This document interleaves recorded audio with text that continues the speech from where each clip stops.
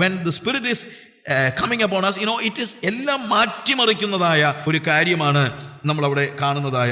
അവിടെ എൻ്റെ താഴോട്ട് നമ്മൾ അതിൻ്റെ 4-5 വാക്യങ്ങൾ വായിക്കുമ്പോൾ അതുണ്ടാക്കുന്ന ചേഞ്ചസ് ആണ്.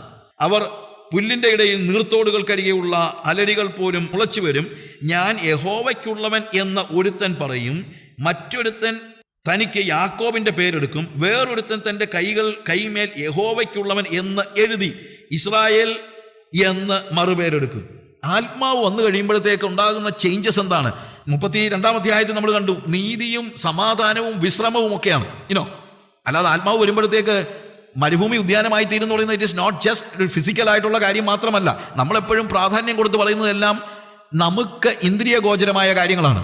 അത് പറഞ്ഞാലെല്ലാം ആൾക്കാർക്ക് കുറെ കൂടെ ഒരു പക്ഷേ അത് ഒരു പ്രസന്റ് റിയാലിറ്റീസ്, നമ്മളുടെ ഫിസിക്കൽ റിയാലിറ്റീസ് ആണ് പലപ്പോഴും ആളുകൾ എംഫസൈസ് ചെയ്യുന്നത്. ഫിസിക്കൽ റിയാലിറ്റീസിനെ ഞാൻ എതിർക്കുന്നൊന്നുമില്ല. പക്ഷേ ഇവിടെ മരുഭൂമി ഉദ്യാനമായി തീരുമെന്ന് പറയുമ്പോഴത്തേക്ക് അവിടെ മരുഭൂമിയിൽ നീതി, അല്ലെങ്കിൽ ആ ഉദ്യാനത്തിൽ നീതി, ന്യായം, അവിടെ സമാധാനം, വിശ്രമം, ഇതൊക്കെയാണ്. ഇതേപോലെ തന്നെ 44-ാം അധ്യായം വരുമ്പോഴത്തേക്ക് നിന്റെ സന്തതിമേലും നിന്റെ സന്താനത്തിന്മേലും ആത്മാവിനെ പകരുമെന്ന് പറഞ്ഞിട്ട് പറയുകയാണ്, അന്ന് എൻ്റെ ആത്മാവിൻ്റെ ഐഡന്റിറ്റിയെ മാറ്റിമറിക്കുകയാണ്. ഞാൻ പറയാൻ ഐ ബിലോങ് ടു യാഹുവേ, ഞാൻ യഹോവയ്ക്കുള്ളവൻ, അല്ലെങ്കിൽ ഞാൻ ഇസ്രായേൽ എന്നവൻ മറുപേരെടുക്കും, അല്ലെങ്കിൽ ദൈവത്തിൻ്റെ പ്രഭു എന്ന് ഞാൻ മറുപേരെടുക്കും. നോക്ക്, നമ്മുടെ ജീവിതത്തിൻ്റെ അടിമുടി മാറ്റിമറിക്കുന്ന ഒരു പരിശുദ്ധാത്മാവിനെയാണ്.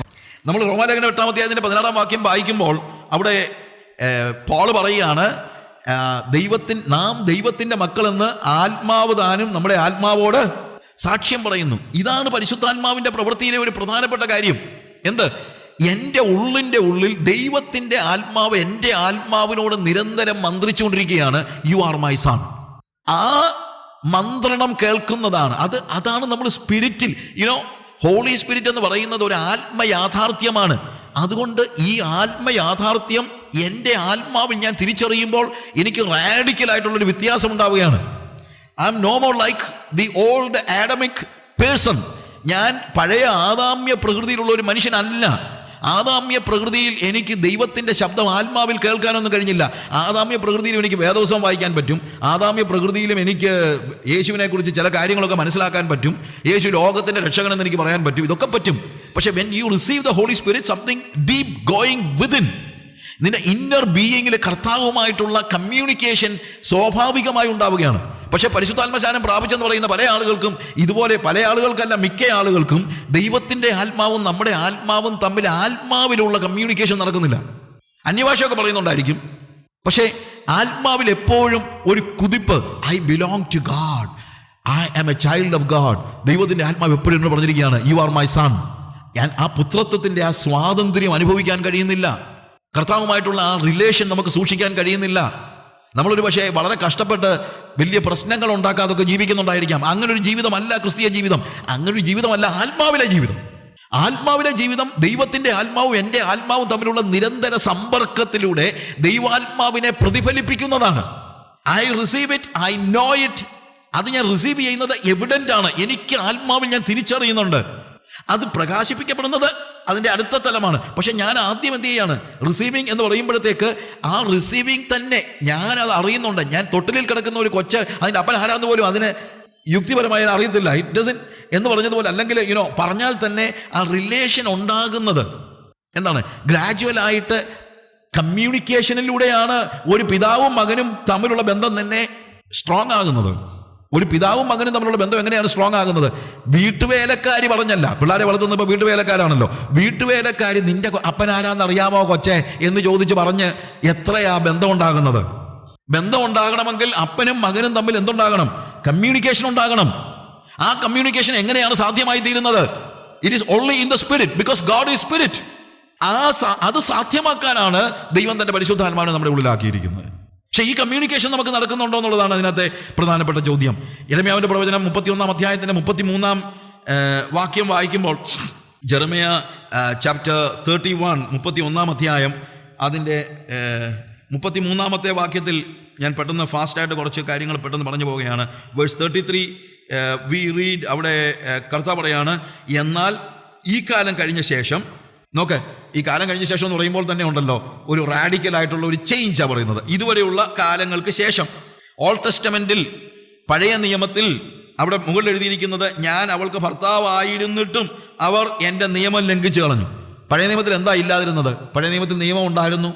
പഴയ നിയമത്തിൽ നമ്മൾ ഉദ്ദേശിക്കുന്ന പോലെ പഴയ നിയമം അത്ര മോശമൊന്നുമല്ല. പഴയ നിയമത്തിൽ ദൈവം അവരോട് കമ്മ്യൂണിക്കേറ്റ് ചെയ്യാനായിട്ട് പ്രവാചകന്മാരെ അയച്ചു. ഒത്തിരി കാര്യങ്ങൾ. അവർക്ക്, ഇസ്രായേൽ മക്കൾക്ക് എന്തെല്ലാം പദവികൾ കർത്താവ് കൊടുത്തു. അവർക്ക് ന്യായപ്രമാണം കൊടുത്തു, അവർക്ക് പ്രവാചകന്മാരെ കൊടുത്തു, എല്ലാ കാര്യങ്ങളും കൊടുത്തു. പക്ഷേ ഞാൻ അവരുടെ ഭർത്താവായിരുന്നിട്ടും അവരെന്ത് ചെയ്തില്ല? എൻ്റെ നിയമത്തെ അനുസരിച്ചില്ല. എന്തുകൊണ്ട്? അനുസരിക്കാനുള്ള ശക്തി അവർക്കുണ്ടായിരുന്നില്ല. എന്നാൽ ഈ കാലം കഴിഞ്ഞ ശേഷം ഞാൻ ഇസ്രായേൽ ഗൃഹത്തോട് ചെയ്യുവാനിരിക്കുന്ന നിയമം ഇങ്ങനെയാകുന്നു. It says about a new covenant. എന്താണ്? ഞാൻ എൻ്റെ ന്യായപ്രമാണം അവരുടെ ഉള്ളിലാക്കി അവരുടെ ഹൃദയങ്ങളിൽ എഴുതും. ഞാൻ അവർക്ക് ദൈവമായും അവർ എനിക്ക് ജനമായും ഇരിക്കും എന്ന് യഹോവയുടെ അരുളപ്പാട്. അത് ഹൃദയത്തിൽ എഴുതുന്നത് കൊണ്ട് അവർ ആബാലവൃത്തം എല്ലാവരും എന്നെ അറിയും. ഞാൻ അവരുടെ അകൃത്യം മോചിക്കും, അവരുടെ പാപം ഇനി ഓർക്കയില്ല. കല്ലിൽ കൊത്തിയിരുന്ന നിയമം, കല്ലായുള്ള ഹൃദയം, ഇത് രണ്ടും കൂടാണ് ഓൾഡ് ടെസ്റ്റമെന്റിൽ ഏറ്റുമുട്ടിയത്. പഴയ നിയമത്തിൽ ഏറ്റുമുട്ടിയത് കല്ലിൽ കൊത്തിയ നിയമവും കല്ലായ ഹൃദയവും. കല്ലും കൂടെ കൂട്ടിയിടിച്ച് ദീപാറിയത് മിച്ചം. അനുസരിക്കാനായിട്ട് കഴിഞ്ഞില്ല. പക്ഷെ കർത്താവ് പറഞ്ഞു, ഇനി നിയമം കല്ലിലല്ല, എവിടെയാണ്? ഞാൻ നിങ്ങളുടെ മാംസപലകയിൽ എഴുതും. എന്നിട്ട് പറയാണ്, അത് മാത്രമല്ല, ഞാൻ നിങ്ങൾക്ക് മാംസളമായ ഒരു ഹൃദയം തരും. 36 അധ്യായം വരുമ്പോഴത്തേക്ക്, യെഹെസ്കേലിന്റെ പ്രവചനം 36 അധ്യായം വരുമ്പോഴത്തേക്ക് വേഴ്സ് 26 ഓൺവേർഡ്സ് നമ്മൾ വായിക്കുമ്പോൾ 26 മുതലുള്ള 25 മുതലുള്ള വാക്യങ്ങൾ, ഞാൻ നിങ്ങളുടെ മേൽ നിർമ്മല ജലം തളിക്കും, നിങ്ങൾ നിർമ്മലരായിത്തീരും. ഞാൻ നിങ്ങളുടെ സകല മലിനതകളെയും സകല വിഗ്രഹങ്ങളെയും നീക്കി നിങ്ങൾക്ക് പുതിയ ഒരു ഹൃദയം തരും. പുതിയ ഒരു ആത്മാവിനെ ഞാൻ നിങ്ങളുടെ ഉള്ളിലാക്കും. കല്ലായുള്ള ഹൃദയം ഞാൻ നിങ്ങളുടെ ജഡത്തിൽ നിന്ന് നീക്കി മാംസളമായുള്ള ഹൃദയം ഞാൻ നിങ്ങൾക്ക് തരും. ഞാൻ എൻ്റെ ആത്മാവിനെ നിങ്ങളുടെ ഉള്ളിലാക്കി നിങ്ങളെ എൻ്റെ ചട്ടങ്ങളിൽ നടക്കുമാറാക്കും. അതായത് നിയമം ഉള്ളിൽ തരിക മാത്രമല്ല, നിയമകർത്താവൂടെ ഉള്ളിലൊക്കെ കയറുകയാണ്. അതാണ് പുതിയ നിയമത്തിൻ്റെ പ്രത്യേകത. പുതിയ നിയമം പുറത്തുനിന്നല്ല വരുന്നത്. പുതിയ നിയമം ഇവിടെ തന്നെയാണ്. It is inside, deep inside. പണ്ട് നമ്മളിപ്പോൾ എഴുതിക്കൊണ്ടിരിക്കുന്ന കൂട്ടത്തിൽ വലിയ പ്രശ്നമില്ല. പക്ഷേ ഏതെങ്കിലും ഒരു വാക്കിൻ്റെ സ്പെല്ലിങ്ങിനെ കുറിച്ച് ഒരു സംശയം ഉണ്ടായിക്കഴിഞ്ഞാൽ തെറ്റി. എഴുതിക്കൊണ്ടിരിക്കുമ്പോൾ നമുക്ക് സ്പെല്ലിങ് പെട്ടെന്ന് ഇത് പോകത്തില്ല. റിസീവ് എന്ന് എഴുതും, എപ്പോഴും അറിയാവുന്ന വാക്കായിരിക്കും. EIV ആണോ IEV ആണോ? സംശയം ഉണ്ടായിക്കഴിഞ്ഞാൽ തേണ്ടി ഇല്ലേ? പെട്ടെന്ന് എഴുതി പോകുമ്പോൾ ഒരു പ്രശ്നമില്ല. പക്ഷേ സംശയം ഉണ്ടായിക്കഴിഞ്ഞാൽ പിന്നെന്താ മാർഗം? പിന്നെ നമ്മൾ എനിക്ക് എപ്പോഴും സംഭവിക്കുന്ന കാര്യമാണ്, എഴുതിയിരിക്കുന്ന അവിടെ നിർത്തി പെട്ടെന്ന് പോയി ഡിക്ഷണറി എടുത്ത് കൊണ്ടുവന്ന് നമ്മൾ നോക്കി വായിച്ച്, ഓക്കെ, അപ്പോൾ എനിക്ക് മനസ്സിലായി കഴിഞ്ഞപ്പം ഞാനത് എഴുതി. അങ്ങനെ ഓരോ പ്രാവശ്യവും പുറത്തു നിന്നാണ് എൻ്റെ സ്പെല്ലിങ് ശരിയാക്കിക്കൊണ്ടിരുന്നത്. പക്ഷേ ഇപ്പോൾ വേർഡിനകത്ത് ഞാൻ ടൈപ്പ് ചെയ്യുകയാണ്. വേർഡിനകത്ത് ടൈപ്പ് ചെയ്യുമ്പോൾ എനിക്ക് ഡിക്ഷണറി നോക്കേണ്ട കാര്യമില്ല. തെറ്റുണ്ടെങ്കിൽ അടിച്ചുകൊണ്ടിരിക്കുന്നതിന് മുമ്പ് തന്നെ ചുവന്ന ലൈൻ താഴെ വന്ന് വീഴും. Because that is inside. ഇല്ലേ? കമ്പ്യൂട്ടറിനകത്ത് നമ്മൾ എന്ത് ചെയ്തിരിക്കുന്നു? അതെങ്ങനെയാണ്? കമ്പ്യൂട്ടർ എന്തെങ്കിലും അത്ഭുത സൃഷ്ടി ആയതുകൊണ്ടല്ല, ഓൾറെഡി ഡിക്ഷണറി അതിനകത്ത് ഫീഡ് ചെയ്ത് വെച്ചിരിക്കുന്നുണ്ടല്ല. അതെ, കമ്പ്യൂട്ടർ പണ്ടൊക്കെ നമുക്കൊരു ധാരണയുണ്ട്, കമ്പ്യൂട്ടർ എന്ന് പറഞ്ഞാൽ ഏതാണ്ട് വലിയ ആനക്കാരി വന്നു. അങ്ങനെയല്ല, ഇതൊക്കെ നേരത്തെ ഫീഡ് ചെയ്ത് വെച്ചിരിക്കുന്നത് കൊണ്ടാണ്. ഇതേപോലെ തന്നെ കർത്താവ് പറയാണ്, നിങ്ങൾ നേരത്തെ കൽപ്പനകൾ അനുസരിക്കാൻ ഓരോ സമയവും പുറത്ത് ചെന്ന് അന്വേഷിക്കുകയായിരുന്നു. ദൈവത്തിന് ഇഷ്ടമുള്ള കാര്യം എന്താണ്, ദൈവം ഉദ്ദേശിക്കുന്ന കാര്യം എന്താണ്, അതിൻ്റെ അർത്ഥം എന്താണ്, ഇതിൻ്റെ അർത്ഥം എന്താണ്, അതെല്ലാം റബിമാർ പറയുന്ന അനുസരിച്ച് കാര്യങ്ങളെല്ലാം ചെയ്തുകൊണ്ടിരിക്കുകയായിരുന്നു. പക്ഷേ ഇപ്പോൾ അതല്ല, നിയമം എന്ത് ചെയ്തിരിക്കുകയാണ്? നിങ്ങളുടെ ഉള്ളിലാക്കിയിരിക്കുകയാണ്. പക്ഷെ ഉള്ളിലാക്കിയിരിക്കുക എന്ന് പറഞ്ഞു കഴിഞ്ഞാൽ ഫീഡ് ചെയ്യണം. ഫീഡ് ചെയ്താലേ ഉള്ളിലിരിക്കത്തുള്ളൂ. അത് ഫീഡ് ചെയ്ത് കഴിഞ്ഞാൽ നമ്മൾ തെറ്റ് വരുത്തുന്നതിന് മുമ്പ് തന്നെ ഇത് തെറ്റാണെന്നുള്ളത് ദൈവത്തിൻ്റെ ആത്മാവ് നമുക്ക് ബോധ്യപ്പെടുത്തുന്നു. പിന്നെ ടെലിഫോൺ ചെയ്ത് ചോദിക്കേണ്ട കാര്യമൊന്നുമില്ല. പാസ്റ്ററെ, ഇങ്ങനൊരു കാര്യത്തിൽ ഞാനിപ്പോൾ പെട്ടുപോയി, അത് ശരിയാണോ തെറ്റാണോ? പെട്ട് കഴിഞ്ഞിട്ടാണ് ചോദിക്കുന്നത്. പക്ഷേ ആത്മാവിൽ ഈ നിയമം ഉള്ളിലുണ്ടെങ്കിൽ എന്താ? കർത്താവ് നമ്മുടെ ഉള്ളിൽ ദൈവത്തിൻ്റെ നിയമത്തെ എഴുതി വെച്ചിരിക്കുന്നുവെങ്കിൽ നമ്മളൊരു തെറ്റിലേക്ക് പോകുന്നതിന് കാലെടുത്ത് വെക്കുമ്പോൾ തന്നെ ദൈവത്തിൻ്റെ ആത്മാവ് നമ്മളോട് പറയുന്നു, ദാറ്റ് ഈസ് റോങ്, ചുവന്ന വര വന്ന് വീണ് കഴിഞ്ഞു. ആൻഡ് അത് ചെയ്യാനുള്ള ശക്തി തരുന്നതും ആര് തന്നെയാണ്? ദൈവം തൻ്റെ ആത്മാവിനെ നമ്മുടെ ഉള്ളിലാക്കി നമ്മളെ അവൻ്റെ ചട്ടങ്ങളിൽ നടക്കുമാറാക്കുമെന്ന്. നമ്മൾ നടക്കുമെന്നല്ല, നമ്മളെ നടക്കുമാറാക്കും. അതാണ് വാസ്തവത്തിൽ ഹോളി സ്പിരിറ്റിൻ്റെ ഒരു പ്രത്യേകത എന്ന് പറയുന്നത്. അപ്പോൾ പരിശുദ്ധാത്മാവിൻ്റെ ആഗമനത്തെക്കുറിച്ച് അല്ലെങ്കിൽ പരിശുദ്ധാത്മാവിൻ്റെ റിസീവിങ്ങിനെ കുറിച്ച് പറയുമ്പോൾ അത് വെറുതെ എവിടെയെങ്കിലും ഇരിക്കുന്ന ഒരു ആത്മാവ് എന്നുള്ള നിലയിലല്ല, ചലനാത്മകമായ നമ്മുടെ ജീവിതത്തെ മാറ്റിമറിക്കുന്ന, രൂപാന്തരപ്പെടുത്തുന്ന ഒരു പരിശുദ്ധാത്മാവിനെയാണ് നമ്മളവിടെ കാണുന്നത്. നിങ്ങളെ എൻ്റെ ചട്ടങ്ങളിൽ നടക്കുമാറാക്കും. യെഹെസ്കേലിന്റെ പ്രവചനം 39 അധ്യായത്തിൻ്റെ 28-29 വാക്യങ്ങൾ വായിക്കുമ്പോഴത്തേക്ക് അവിടെ chapter 39 verse 28 and 29. ഞാൻ അവരെ ജാതികളുടെ ഇടയിൽ ബദ്ധന്മാരായി കൊണ്ടുപോകാക്കുകയും, verse 29 just read. ഞാൻ ഇസ്രായേൽ ഗൃഹത്തിന്മേൽ എൻ്റെ ആത്മാവിനെ പകർന്നിരിക്കയാൽ ഇനി എൻ്റെ മുഖം അവർക്ക് മറയ്ക്കയുമില്ല എന്ന് യഹോവയുടെ അരുളപ്പാട്. ഞാൻ ഇനി എൻ്റെ മുഖം മറയ്ക്കുകയില്ല. I will never hide my face. എന്താ അതിൻ്റെ അർത്ഥം? ഇടയ്ക്കിടയ്ക്ക് ദൈവത്തെ പോയി കാണുന്ന ഒരു സ്റ്റേജേ വാസ്തവത്തിൽ യഹൂദന്മാർക്ക് അല്ലെങ്കിൽ ഇസ്രായേൽ മക്കൾക്ക് ഉണ്ടായിരുന്നുള്ളൂ. പക്ഷേ എൻ്റെ ആത്മാവിനെ, അവിടെ എഴുതിയിരിക്കുന്നു, ഞാൻ ഇസ്രായേൽ ഗൃഹത്തിൻ്റെ മേൽ എൻ്റെ ആത്മാവിനെ പകർന്നിരിക്കയാൽ ഇനി എൻ്റെ മുഖം ഞാൻ അവർക്ക് മറയ്ക്കയില്ല. നിരന്തര സമ്പർക്കം, അതാണ് പ്രത്യേകത. ഒരു നിരന്തര സമ്പർക്കത്തിലേക്കാണ് ആത്മാവ് വന്നപ്പോൾ ഉണ്ടായ പ്രത്യേകത. ഇതാണ് നിരന്തര സമ്പർക്കം. നേരത്തെ അവർ ചിന്തിച്ചത് ദൈവത്തെ കാണണമെങ്കിൽ യെരൂശലേം ദേവാലയത്തിലേക്ക് പോകണമെന്നായിരുന്നു. കർത്താവ് പറഞ്ഞു, ഞാൻ പോകുന്ന നിങ്ങൾക്ക് പ്രയോജനം, ഞാൻ പോകാഞ്ഞാൽ കാര്യസ്ഥൻ നിങ്ങളുടെ അടുക്കൽ വരികയില്ല. ഒരു പരിധി വരെ യേശു കർത്താവ് പോയി പരിശുദ്ധാത്മാവ് വന്നപ്പോൾ ഉണ്ടായ ഏറ്റവും വലിയ ഡിഫറൻസ് എന്താണെന്ന് അറിയാമോ? Even when Jesus was in bodily form, he was limited to space. യേശുവിനെ കാണണമെങ്കിൽ, അന്നൊരാൾക്ക് യേശുവിനെ കാണണമായിരുന്നെങ്കിൽ എവിടെ പോകണമായിരുന്നു? പലസ്തീനിൽ പോകണമായിരുന്നു. പക്ഷെ പരിശുദ്ധാത്മാവിന്റെ വരവോടുകൂടെ സംഭവിച്ച കാര്യം എന്താണ്? ലോകത്തിന്റെ ഏത് സ്ഥലത്തും എപ്പോഴും എവിടെയും എന്നും ഏത് സാഹചര്യത്തിലും ഹോളി സ്പിരിറ്റ് നമ്മുടെ കൂടെ വരികയും നമ്മളിൽ വസിക്കുകയും ചെയ്യുന്നത് കൊണ്ട് യഹോവ മുഖം മറയ്ക്കുന്ന ഒരു അവസ്ഥ നമ്മിൽ നിന്ന് ഇല്ലാതെയായി പോയിരിക്കുകയാണ്.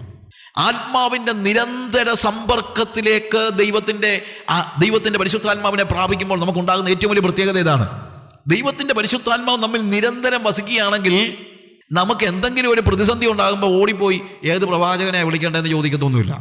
ഒരു പ്രവാചകൻ വന്ന് പറയുന്നത് പോലും എപ്പോഴാണെന്നറിയാമോ? When we have no proper communication with God.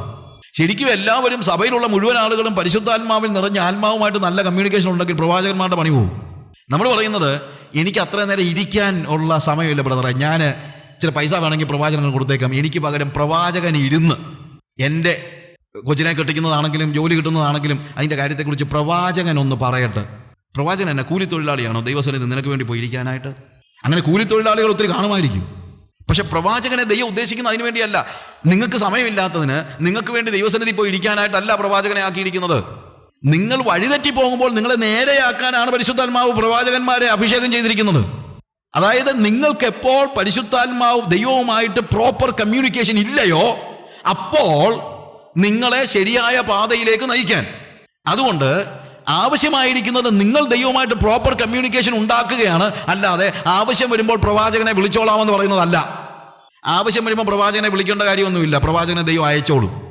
നമ്മളിപ്പോൾ എല്ലാം ആവശ്യം വരുമ്പോൾ പ്രവാചകനെ വിളിക്കുകയാണ്. അങ്ങനല്ല. നിങ്ങളെ മെൻറ്റ് ചെയ്യുന്ന ഒരാളോട് നിങ്ങൾക്ക് ദൈവാത്മാവിൽ ഒരാലോചന ചോദിക്കുന്നതല്ല ഞാനീ പറയുന്നത്. ഓഫ് കോഴ്സ് നമുക്കൊക്കെ എല്ലാവർക്കും ഒരു മെൻറ്റർ ഉണ്ടാവണം. ആ പ്രവാചകൻ കൂലിക്കാരനൊന്നുമല്ല. നിങ്ങളുടെ ആത്മാവിൻ്റെ ഉന്നമനത്തിൽ ആ ലക്ഷ്യത്തോടു കൂടെ നിങ്ങളോടൊപ്പം ചേർന്ന് നിൽക്കുന്ന നിങ്ങളുടെ പങ്കാളിയാകണം നിങ്ങളുടെ മെൻറ്റർ. അല്ലാതെ എപ്പോഴെങ്കിലും സഭയിലേക്ക് കയറി വന്നിട്ട് അല്ലെങ്കിൽ എവിടെയെങ്കിലും ടെലിഫോൺ ചെയ്ത് ടെലിഫോണിൽ കൂടെ എല്ലാം പറഞ്ഞു കൊടുക്കുന്ന ആളൊന്നും അല്ല പ്രവാചകൻ എന്ന് പറയുന്നത്. ഞാൻ പറയുന്നത് കട്ടി കൂട്ടിയാണെങ്കിൽ എന്നോട് ക്ഷമിക്കൊന്നും വേണ്ട. കാര്യം ഇച്ചിരി കട്ടി കൂട്ടി പറഞ്ഞെങ്കിലേ പറ്റുള്ളൂ. എനിക്കിപ്പോൾ നിങ്ങൾ ക്ഷമിക്കേണ്ട കാര്യമൊന്നുമില്ല, ക്ഷമിക്കേണ്ട കാര്യമൊന്നും ഞാൻ പറഞ്ഞൊന്നുമില്ല. ഇത് ഉള്ള കാര്യമാണ് പറയുന്നത്. This is what the Bible says. This is what, ഇതാണ് സഭയിൽ നടക്കേണ്ടത്. ഒരു പ്രവാചകനെ കുറിച്ച് ദൈവം ഉദ്ദേശിക്കുന്ന അതാണ്. അല്ലാതെ എനിക്ക് ഇരിക്കാൻ സമയമില്ല, എനിക്ക് ബിസിനസ് ചെയ്താലേ പറ്റുള്ളൂ, എനിക്ക് ജോലി ചെയ്താലേ പറ്റുള്ളൂ, എനിക്ക് ജോലി ചെയ്താൽ ഒരു ദിവസം 2000 രൂപ കിട്ടും, എന്നാൽ പിന്നെ പ്രവാചകൻ 1000 കൊടുത്താൽ മതിയല്ലോ, അങ്ങേരിരുന്ന് എനിക്ക് വേണ്ടി ആലോചന പ്രാപിക്കുമെന്ന് പറയുന്നത് ഒരു അസാമാന്യമായ നിലയിൽ തൊലിക്കട്ടി ഉണ്ടെങ്കിലേ പറ്റുള്ളൂ. വാസ്തവത്തിൽ നിങ്ങൾക്ക് എന്തുകൊണ്ട് why you do not have proper communication with God? God has given his spirit in you. ആ പരിശുദ്ധാത്മാവിനെ പ്രാപിച്ചെന്ന് പറയുന്ന നിങ്ങൾക്ക് എന്തുകൊണ്ട് ദൈവമായിട്ടൊരു പ്രോപ്പർ കമ്മ്യൂണിക്കേഷൻ ഇല്ല?